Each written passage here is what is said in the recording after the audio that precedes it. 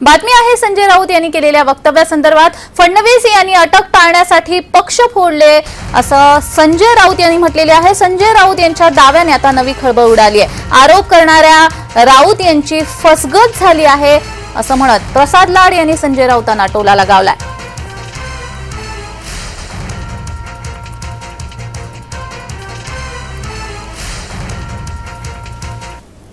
डरपोक लोक आहेत ते, म्हणून त्यांनी पक्ष फोडले स्वतःची अटक टाळण्यासाठी,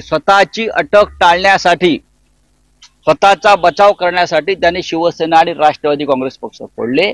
देवेंद्र फडणवीस यांच्या हुकमावरून रश्मी शुक्ला तेव्हा प्रमुख होत्या त्या खात्याच्या, त्यांची चौकशी सुरू होती, त्यांच्यावर गुन्हे दाखल झाले आणि या गुन्ह्यामध्ये अटक होऊन आपल्याला शिक्षा होऊ शकते या भयातून देवेंद्र फडणवीस हे तडतड करू लागले की लोका शिकवे ब्रह्मज्ञान स्वतः कोरडा पाषाण।